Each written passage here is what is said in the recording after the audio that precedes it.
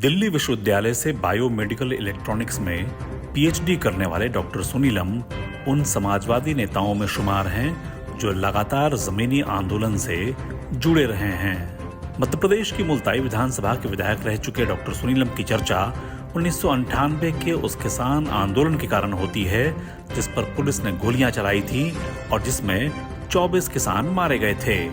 इस आंदोलन का नेतृत्व करने वाले डॉक्टर सुनीलम पर हत्या के प्रयास जैसे मामले दर्ज किए गए और उन्हें आजीवन कारावास की सजा सुनाई गई।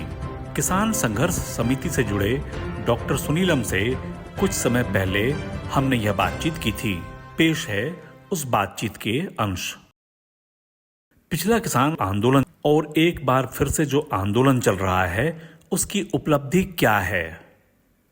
देखिए, संयुक्त किसान मोर्चे के नेतृत्व में जो आंदोलन चला 380 दिन, जिसमें 715 किसान शहीद हुए, उसने पूरे देश के जन आंदोलनों को एक नई ऊर्जा और प्रेरणा प्रदान की है।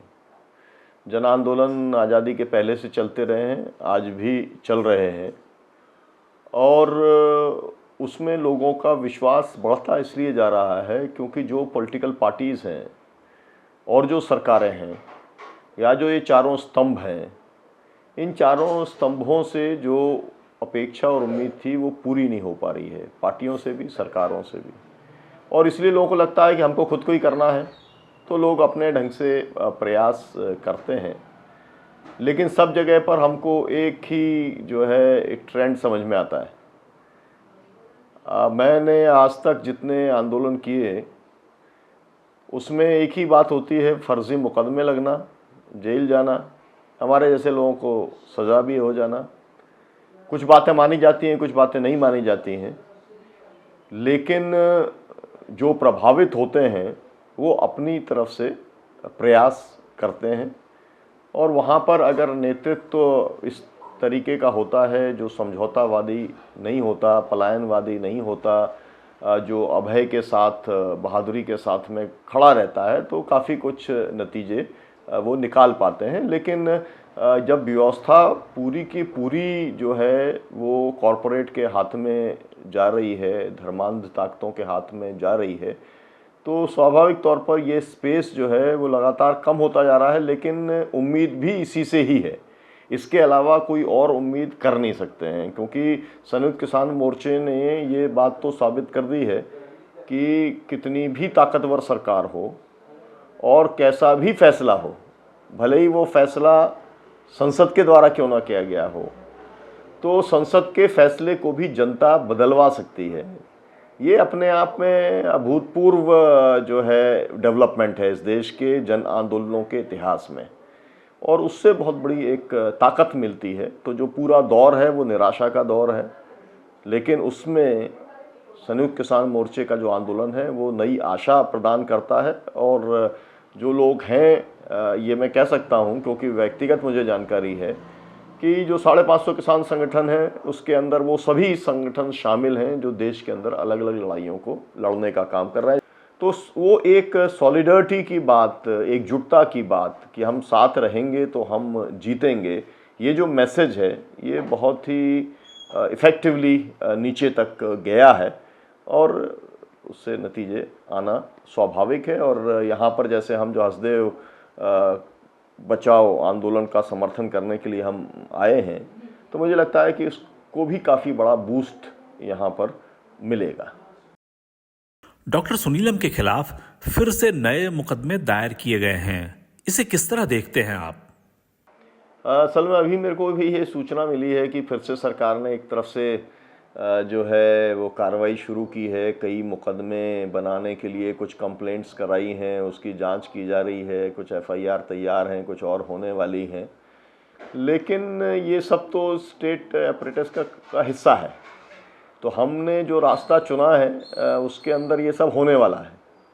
लेकिन हमारे को डर जो है, जब 9 बार मेरे ऊपर जानलेवा हमला हुआ और मैं कई बार घंटों जो है वो बेहोश रहा, फिर उसके बाद बच गया, तो मुझे लगता है कि जितनी बार एक तरीके का मेरे को पुनर्जीवन मिलता है, मुझे लगता है कि वो किसी कॉज के लिए मिला है और वो यही कॉज है जो मैं करता हूँ। इसके अलावा मैं कुछ काम करता नहीं हूँ।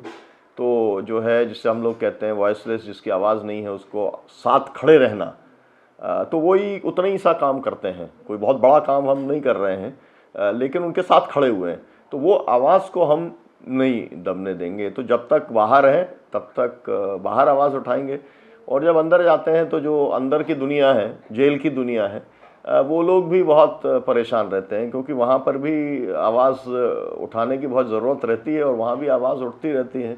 और वहाँ पर जो है ज़्यादा एक ही दीवार के अंदर जो दमन और अत्याचार और जो भी कुछ होता है, उसकी कहानियाँ रोज़ नई नई निकल के आती हैं, और उसके ऊपर नई नई चीज़ें अंदर भी होती रहती हैं।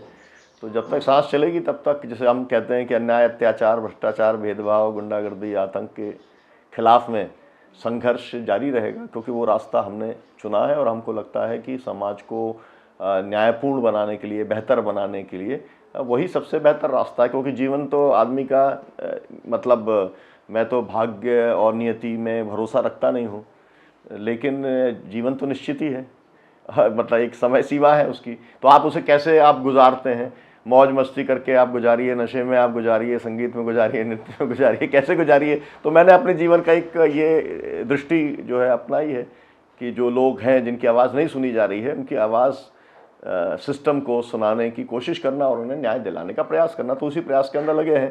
तो जो लोग भयभीत होते हैं, है ना, उनको चिंता होती है। हमारा तो पहले से ही जो है 3 आजीवन कारावास का सज़ा पहले से ही है, 54 साल की सज़ा है। अब तो अपने आप में ये देश का जो न्याय व्यवस्था है, वो न्याय व्यवस्था का इससे बड़ा कोई एक उदाहरण नहीं हो सकता कि वो कैसे काम कर रही है। कि मेरे ही 24 किसान शहीद हुए हैं, और जो है 12 जनवरी 1998 को, और मुझको ही सज़ा हुई। ये काम तो जलियांवाला बाग में भी नहीं हुआ था। ये काम पूरे हिंदुस्तान में या पूरी दुनिया में ऐसा कहीं पर होता नहीं है। लेकिन अब सब कुछ हो सकता है। अब तो याचिकाकर्ता ही को सुप्रीम कोर्ट ही भेज दे रहा है। तो हम तो मतलब ये है कि भाई आंदोलन हमारा जो है किसान संघर्ष समिति का था, ये तो मतलब स्पष्ट है। हमने किसानों के मुद्दे हमने उठाने का काम किया था, तो उसी आधार पर हमको, क्योंकि आप नेतृत्व कर रहे थे, उसी के आधार पर अगर हमको सज़ा दी जा सकती है, तो ये न्याय व्यवस्था है। इसके अंदर बदलाव की ज़रूरत है। लोग सब चीज़ों को देख रहे हैं, और धीरे धीरे लोकतंत्र भारत के अंदर जो है उसकी जड़ें जो मजबूत होती चली जाएंगी, तो सब चीज़ों के अंदर सुधार होगा। एक समय विपक्ष में समाजवादियों की अपनी अलग पहचान थी, लेकिन समाजवादी आंदोलन की धारा लगभग सूख गई। ऐसा क्यों हुआ? देखिए, समाजवादी आंदोलन की बहुत ही जो है कहा जाए कि स्वर्णिम उसकी विरासत है। मतलब आचार्य नरेंद्र देव जी, डॉक्टर लोहिया, जेपी, यूसुफ मेहर अली, कमला देवी चट्टोपाध्याय, तो जो काम समाजवादियों ने किया है इस देश की आज़ादी के आंदोलन में, विशेष तौर पर 1942 के मूवमेंट के अंदर जो काम किया, भारत छोड़ो का जो नारा दिया था, वो यूसुफ मेहर अली ने नारा दिया था। और उसके बाद में मतलब ये इस देश ने कभी एक्नॉलेज नहीं किया कि ये इस देश का सबसे बड़ा जन आंदोलन था, पूरी आज़ादी की लड़ाई। हम आज़ादी की लड़ाई और दूसरे जो लोग, उसमें थोड़ा सा अंतर है। मैं अभी यहाँ पर आया हूँ, मैं आया हूँ पलासी से। 23 जून 1757 में, जहाँ पर क्लाइव ने, ईस्ट इंडिया कंपनी ने जब हमला किया था, सिराजुद्दौला को जब हराया था, वहाँ से हमारा शुरू होता है इतिहास आज़ादी के आंदोलन का, क्योंकि तब वहीं से स्वतंत्रता हमारी शुरू होती है। तो फिर वो उस आज़ादी के आंदोलन के अंदर जो सबसे बड़ा मास अपराइजिंग था, वो 1942 का था, जिसको लीड करने का काम जो है वो समाजवादियों ने किया था। और वो सब युवा समाजवादी थे, क्योंकि कांग्रेस के लोग सब जेल के अंदर अंग्रेज़ों ने भेजने का काम किया था। और उस समय जो समाजवादी थे वो कांग्रेस सोशलिस्ट पार्टी में थे, और वो, लेकिन कांग्रेस सोशलिस्ट पार्टी कांग्रेस के अंदर थी, है ना। तो इसलिए एक स्वर्णिम इतिहास हमारा है, एक आज़ादी के आंदोलन के पहले का। आज़ादी के आंदोलन के बाद भी जो पूरे संघर्ष चले, उसके अंदर 74 का भी जो आंदोलन हुआ, मतलब इस देश के अंदर लोकतंत्र की बहाली को लेकर के आंदोलन, उसके अंदर सबसे बड़ी भूमिका समाजवादियों की रही। ये बात भी एकदम स्पष्ट है, जिसका नेतृत्व जो है जेपी ने करने का काम किया। इसके पहले जो नॉन कांग्रेसिज्म का जो कॉन्सेप्ट दिया डॉक्टर राम मनोहर लोहिया जी ने, उसके तहत देश के अंदर पहली बार संघीय सरकारें बनी। उस समय ये आपका छत्तीसगढ़ जो है वो भी मध्य प्रदेश का एक हिस्सा था, यहाँ भी संघीय सरकार बनी थी। डीपी मिश्रा जी जो है चीफ मिनिस्टर बने थे। तो मतलब मेरा ये है कि इस देश के अंदर जो बुनियादी परिवर्तन की जो बात है, एक आज़ादी की लड़ाई की बात, दूसरी बुनियादी परिवर्तन का मतलब ये कि आज हम जो कहते हैं, डॉक्टर लोहिया ने कहा था पिछड़ा पावे 100 में 60, जो बाद में एक मंडल कमीशन के रूप में कॉन्क्रेटाइज तौर पर सामने आया है, वो इस देश के अंदर समाजवादियों की देन है। अगर इस देश के अंदर हम 73वां 74वां जो संशोधन की बात करते हैं, है ना, वो भी अगर कहा जाए तो चौखंबा राज की बात वो डॉक्टर लोहिया ने कही थी। अगर इस देश के अंदर हम महिलाओं के आरक्षण की बात करते हैं तो सबसे पहले नज़ीर साहब जो है कर्नाटक के अंदर ऐसे एक नेता थे जिन्होंने, रामकृष्ण हेगड़े की जब सरकार थी वहाँ पर सबसे पहले महिलाओं को 33% आरक्षण देने का काम जो है वहाँ पर किया था, वहाँ से शुरुआत करने का काम किया था। तो हम अगर देखें तो इस देश की जो मतलब इस देश को के अंदर जो सामाजिक और आर्थिक परिवर्तन की जो लड़ाई है, उसके अंदर बड़ी भूमिका अदा करने का काम किया है। 77 तक तो ये इतिहास एकदम साफ है। इसके बाद भी कई बार सरकारें भी बनी हैं और समाजवादी अपने तरीके से लड़ने का काम जो है गैर बराबरी के खिलाफ, मुझको लगता है कि इस समय जो सबसे बड़ी चुनौती है समाजवादियों के सामने वो है कि जो सामने हमारे सामने अडानी अंबानी जैसे लोग, मेरी उम्र तो अभी 61 साल है मेरी, लेकिन हमारे सामने ये आए, ये छोटे मोटे लखपति हुआ करते थे और अब ये 5 लाख करोड़ के मालिक हो गए और ये देश के जो है और दुनिया के टॉप मोस्ट रिचेस्ट लोगों के अंदर शामिल हो गए। और अगर ये 1,000 करोड़ रुपया दिन कमा रहे हैं तो इस देश का हर नागरिक जो है वो 1,000 रुपया दिन तो कम से कम उसकी आमदनी न्यूनतम हो, वो भी आज नहीं है। एक बड़ा वर्ग है जिसे अडानी अंबानी जैसे कॉरपोरेट के काम में देश का विकास नजर आता है। आप जैसे लोग विरोध क्यों करते हैं? नहीं, मैं इसलिए करता हूं असल में कि देखिए कैसे कंपनियां आती हैं, बुलाई जाती हैं, कैसे वो मैनेवर करती हैं, कैसे वो पॉलिटिकल पावर करती हैं। और मैं ये देख रहा हूं, मुझे बहुत स्पष्ट तौर पे दिखलाई पड़ रहा है कि ये जो छोटे राज्य हैं, है ना, मैं वो व्यक्ति हूं और मुझे इस बात का फक्र है, मैंने 75 किताबों को कोट करके इस छत्तीसगढ़ के गठन की मैंने जो है उसके ऊपर मैंने मध्य प्रदेश की विधानसभा में अपना वक्तव्य रखने का काम किया था, क्यों जरूरी है छत्तीसगढ़, है ना। लेकिन गोंडवाना की संकल्पना के साथ में मैंने किया था, गोंडवाना राज्य के साथ में जोड़ करके इसे किया था, लेकिन उसमें मूल बात थी कि विकास की अवधारणा जो है वो बदलेगी, वो किसान और मजदूर सेंट्रिक बनेगी।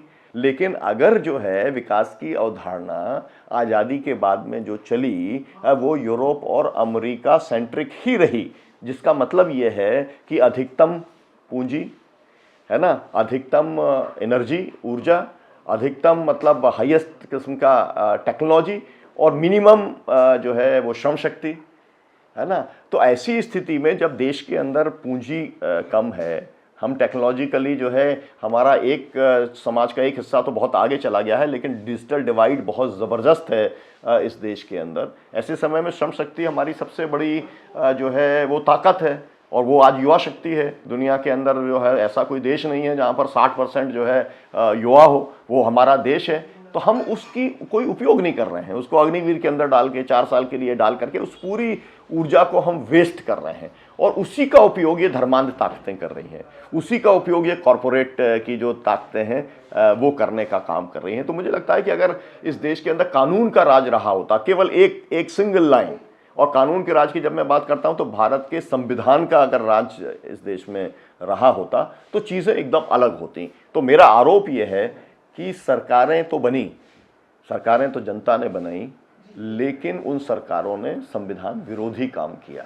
और आज अगर हम ये देख रहे हैं तो उस संविधान के अंदर कोई उनका जो है एक आस्था ही नहीं है, संविधान के अंदर विश्वास ही नहीं है, संविधान को बदलना चाहते हैं। हर समय कोई समाजवाद को चुनौती देता है, कोई धर्मनिरपेक्षता को चुनौती देता है, और जिस तरीके से जो भाईचारा बहनचारा हम लोग कहते हैं उसे ख़त्म करने का काम किया गया है वो एकदम सामने है।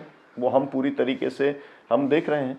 तो ये जो है संवैधानिक मूल्यों को बचाना और संवैधानिक मूल्यों की पुनर्स्थापना, मुझे लगता है कि ये देश के सामने सबसे बड़ी चुनौती है और उस चुनौती का जो है सामना पूरे देश के लोगों को मिलकर ही करना है और इसके अंदर नागरिक समाज एक बहुत महत्वपूर्ण भूमिका निभाने का काम करेगा।